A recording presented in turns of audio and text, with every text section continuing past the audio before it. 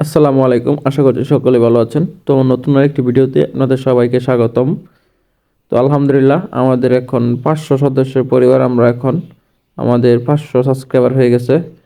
তো যারা নতুন তারা অবশ্যই আমার চ্যানেলটি সাবস্ক্রাইব করে দিবেন এবং সম্পূর্ণ ভিডিওটি দেখার পরে যদি ভালো লাগে তো ভিডিওটিতে একটি করে লাইক দিয়ে দিবেন। আমার ভিডিওগুলো যারা ফলো করেন তারা অবশ্যই জানেন যে আমার উপরে একজোড়া বন কবুতর থাকে, ওইগুলা থেকে একজোড়া বাচ্চাও ফুটছিল। আমি হয়তো একটা বা দুইটা ভিডিও দিছিলাম, তারপরে অনেক দিন যাবৎ ওইগুলোর ভিডিও করি না বা ভিডিও দিই না। আমি ওইগুলো একটু কমই খেয়াল রাখি, ওইগুলো ওই সাইড দিয়ে চিপাদা থাকে, তো যার জন্য আমি বেশি একটা খেয়াল রাখি না। তো আজকে ওইগুলার খুব পরিষ্কার করে দেবো, মানে খুব এত থাকে না, খুবের উপরে। তো ওইটাই জায়গাটুকু আমি পরিষ্কার করে দেবো। 2 দিন আগে দেখলাম যে ওইগুলা পায়খানা করে ফেলছে। তারপর ভাবলাম যে এইগুলো নিয়ে তো ভিডিও করছিলাম, অনেক দিন হয়ে গেছে, তো আপনাদের সাথে একটু শেয়ার করি। আমি আসলে ওইগুলো খেয়াল করি না তেমন একটা। এই যে দেখতে পারতেছেন যে ওদের পা মাছ চলে গেছে, ওরাল দিয়ে চলে গেল।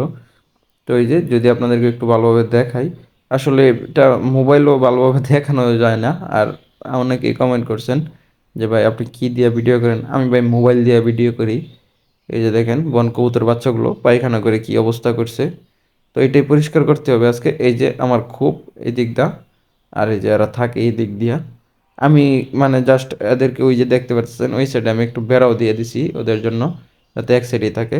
আর এই যে বাচ্চাগুলো আমি বের করে নিয়ে আসছি আপনাদের দেখার সুবিধা হওয়ার জন্য। আর বললামই তো খুবটা আমি আজকে পরিষ্কার করব, খুব বলতে খুবের উপরটা আজকে পরিষ্কার করব। ওরা পায়খানা করে রাখছে। তো এই যে চলেন। তো আগে আমি বাটিটা বের করে নিব, মানে বাটি বলতে ওই যে যে ইয়াটা দিছিলাম আমি ওদেরকে ডিম পাড়ার জন্য। তো এটা আমি বের করে নিব। তো এটার মধ্যে দেখেন ওরা বন নিয়ে এটা ভরে রাখছে, আমি তো দেখছি। মানে আমি তো বন নিচে যে আমি এটা খেয়াল করি নাই, কিন্তু আগের বার দেখছিলাম বন নিয়ে কি করছে। আর এই যে দেখেন পায়খানা করে উস্কে আছে দিয়েছে মানে পায়খানা করে ভরে রাখছে। তো এটা আমি এখন ছেনি দিয়ে পরিষ্কার করে ফেলবো। তো পরিষ্কার করে আপনাদেরকে দেখাচ্ছি। আর এই কবুতরের বাচ্চাগুলো এখানে নিয়ে আসলাম আর আমি ওইটা পরিষ্কার করে ফেলছি, আপনাদেরকে দেখাবো একটু পরে। তো এই যে দেখতে পাচ্ছেন ওদের মা এখানে আছে, আর ওই যে বাবাটা ওইখানে আছে।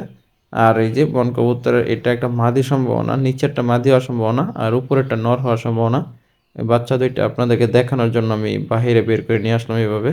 এই যে পরিষ্কার করে ফেললাম এবং বাচ্চাগুলোকে ভিতরে ঢুকিয়ে দিলাম। তো পরিষ্কার করতে বেশি সময় লাগে নাই, ছেনি দিয়া মানে ছেনি কার এলাকায় কীভাবে কী বলেন জানি না, কিন্তু আমাদের এলাকায় আমি এটাকে আমরা ছেনি বলি।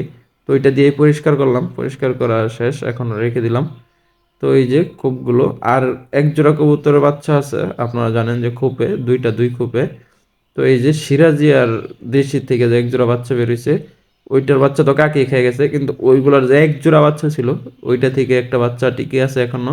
আর এইটাই আমি খুব আটকে আটকে রাখি। আর এই যে গিরিবাজ কবুতর, এদের এক জোড়া বাচ্চাও কাকে খেয়ে নিছে। তো আরেক জোড়া ডিম পারছে। আর এই খোপে কোনো কিছু নাই, আর কোনো কিছু নাই। আর এক জোড়া কবুতর এই যে ডিম পারবে, বন নিয়ে টানাটানি করতেছে। ইনশাল্লাহ কিছুদিনের ভিতরে এইগুলো ডিম দিয়ে দিবে। সকলে একটু মাশাল্লাহ বললেন। যারা কবুতর পালে এবং আগলা পালে শুধু একমাত্র তারাই ফিল করতে পারে এই বিষয়টা, যে কবুতরের ডিম পাড়ার এক মুহূর্তে যে বেলা নর কবুতর বন নিয়ে টানাটানি করে কেমন একটা ফিল হয়, কেমন শান্তি লাগে মনের ভিতরে।